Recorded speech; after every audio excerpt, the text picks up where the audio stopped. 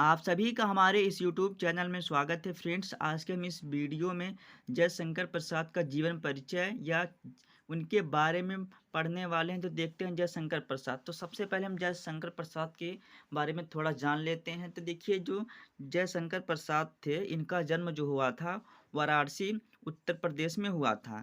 और इनकी जो माता का नाम था मुन्नी देवी नाम था। और जो पिता थे इनके देवी प्रसाद, इनके पिता के नाम था जयशंकर प्रसाद के पिता का नाम था। अब देखिए, इसमें आपको रटना तो बिल्कुल नहीं है। सबसे पहले आपको इनका सन देख लेना है, मतलब ये किस सन में इनका जन्म हुआ था। तो देख लेते हैं जयशंकर प्रसाद का जन्म काशी की। अब देखिए यहाँ पर काशी है, वाराणसी लिखिए, कोई दिक्कत नहीं। कि प्रसिद्ध वैश्य परिवार 30 जनवरी सन 1889 नवासी ईस्वी में हुआ था। देखिए, इसमें ध्यान देने वाली बात यह सन ज़्यादा पूछता है ना। 30 जनवरी सन 1889 ईस्वी में हुआ था। फिर देख लेते हैं, इनका परिवार सुंघनी साहू के नाम से प्रसिद्ध था। अब ऐसे ऑप्शन बना के दे देगा, तब पूछेगा सुगनी साहू के परिवार से कौन प्रसिद्ध था, तो चारों विकल्प दे देगा। तो इसमें हमारा क्या हो जाएगा, जयशंकर प्रसाद किसके, सुगनी साहू, ये हमारा हो गया सुगनी साहू के नाम से प्रसिद्ध था इनका जो परिवार था। फिर देख लेते हैं इनके पिता का नाम। देखिए, इनके पिता का नाम क्या था, बाबू देवी प्रसाद था।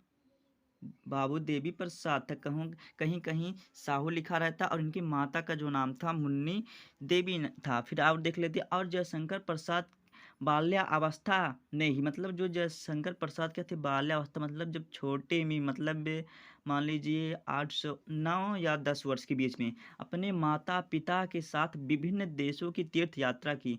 मतलब जो जब जयशंकर प्रसाद हमारे क्या थे, छोटे थे, मतलब 8 या 9 वर्ष के थे, तो उन्होंने विभिन्न देशों की तीर्थ यात्रा की।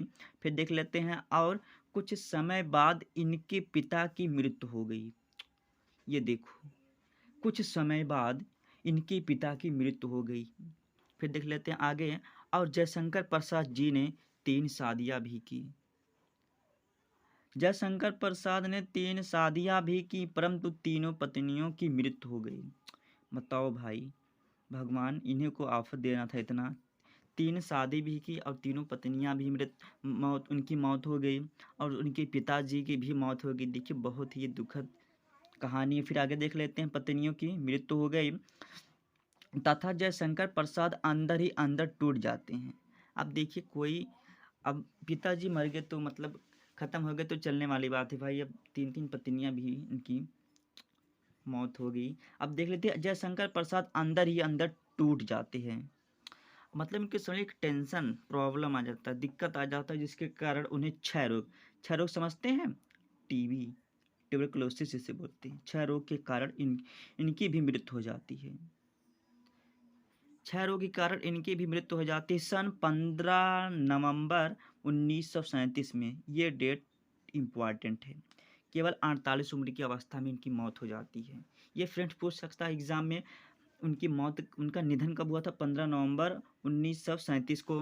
तो इसमें क्या रटना है, देखिए इसमें कुछ रटना है नहीं रटना। फिर इनका देख लेते हैं, इनका जन्म आप वाराणसी या काशी लिखिए। फिर वैश्य परिवार में होता 30 जनवरी, इसमें ये ध्यान देने वाली है, 1889 में हुआ था। फिर इनके परिवार सुगनी साहू के परिवार के नाम से प्रसिद्ध था। इनके पिता जो थे बाबू देवी प्रसाद थे और माता का नाम मुन्नी देवी था। और जयशंकर प्रसाद बाल्यावस्था मतलब जब छोटे थे, माता पिता के साथ अनेक देशों की तीर्थ। फ्रेंड्स, मैं लिखा हूँ ऐसे, तो आप ऐसे ही मत सेम याद कीजिए, अपने मतलब भाव में याद कीजिए, तो लिखने में पर आसानी होती है। और कुछ समय बाद इनके पिता की भी मृत्यु हो जाती है। और इन्होंने 3 शादियाँ भी की। 3 शादी के तहत इनकी तीनों पत्नियों की मौत भी हो गई।